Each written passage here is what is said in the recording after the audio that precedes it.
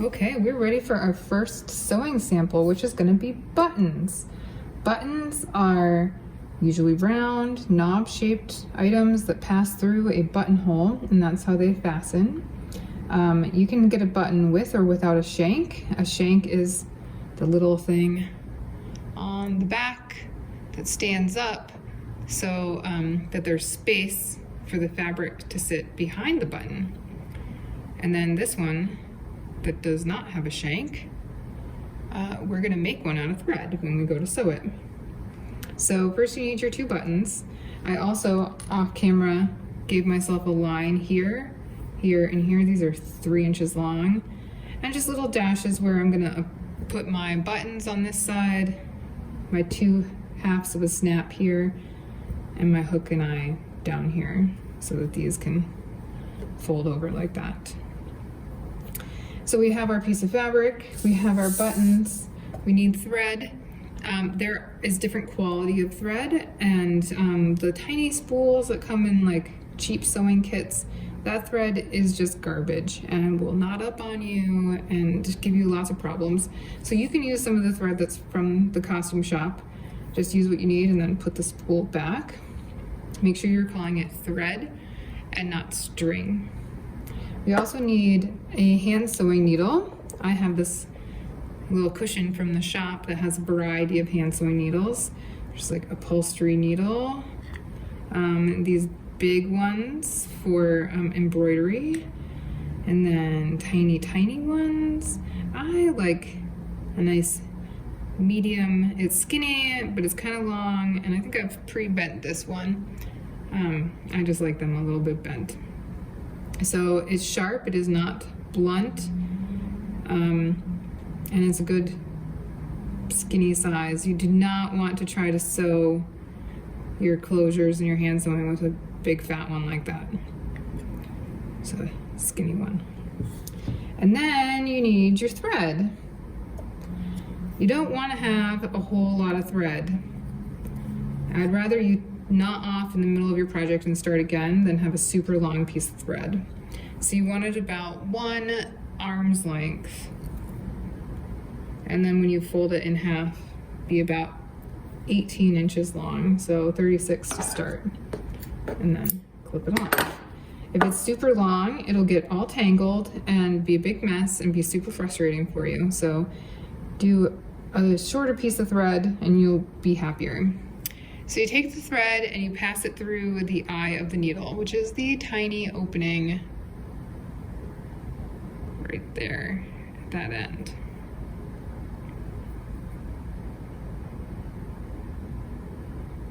Got it.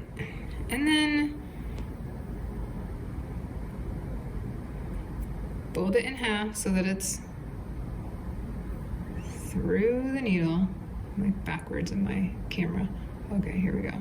It's through the needle, fold it in half, and then I take the tails and I'm gonna make a knot. I like to make a knot around my finger and then pull it through the loop. And then I do that twice.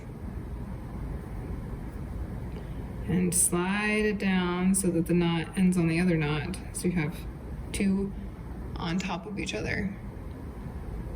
That might take you some practice. And then I trim the tails so that I just have a little knot. Now I usually use some sort of, usually I put some spit on my fingers and then do that to my thread just to hold it together and reduce tangling. But you can use a product like this. This is beeswax. And you just run your thread through it like that, and that'll help just get it a little smoother and stick together.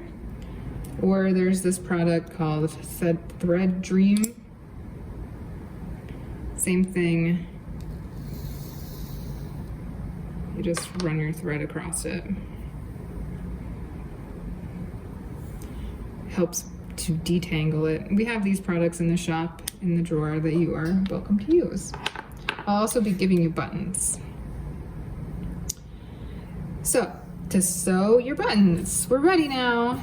we're gonna take our needle and we're gonna start from the back and come to the front.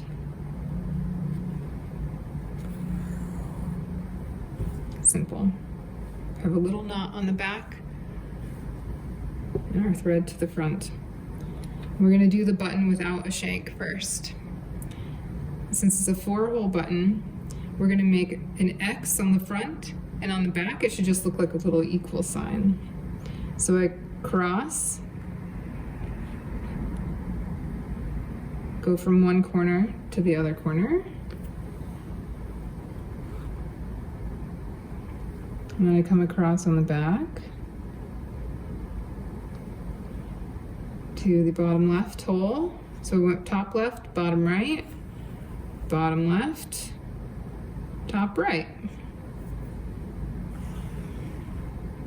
And you see that makes an X on the front, and on the back we just have little dashes, because the next thing I'm going to do is repeat. So I'm going to go back in where I did the first time in the top left hole in the back, and I get a little equal sign. And then I'm going to repeat this 5 times. The important part is to keep it nice and neat. No loop-de-doos in your thread.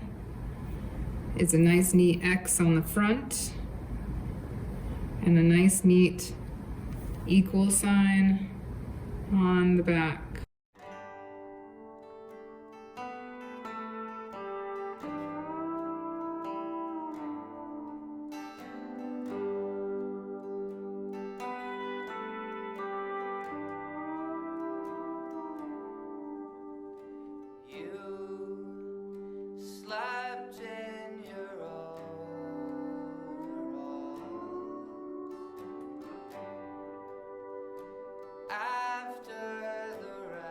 Once I've gone through 5 times, I still have my equal sign and my X. On my last one, I'm gonna go through here, but I'm not gonna come out this way. I'm gonna go in between the fabric and the button. So kind of out the side.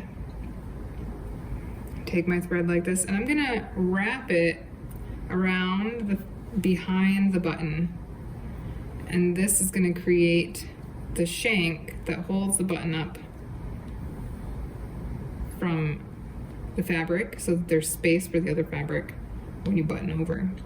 And to knot it off, I do a stitch through the wrapping that I just did. And before my loop goes away, I'm going to pass my needle through that loop. And I'm going to do it twice. So I make a little stitch, and before my loop goes away, pass my needle through that stitch. And then trim it. Button number 1 is done. Now if you stitched it really tight and pulled it, you'd get a bunching on the back. But if you let the thread just use the space that it needs to go through the button and around the back of the fabric, then the button will lay flat. So moving on, we'll do the button with a shank, and I'm going to use the same needle and thread because I still have enough thread left. So I'm going to tie my knot and get started.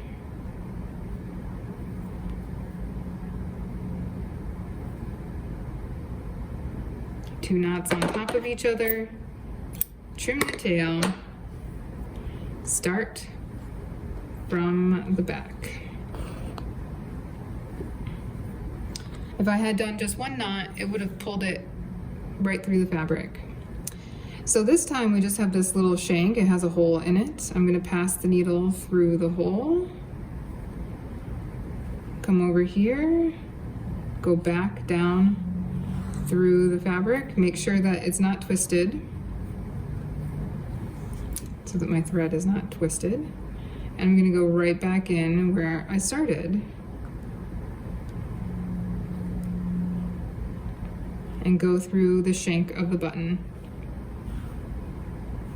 So I'm kind of just making a big loop. I'm going like around, well, a little loop through the shank, down through the fabric, across back here through the shank. And I'm gonna do that 5 times. This is number 2, so I need 3 more times.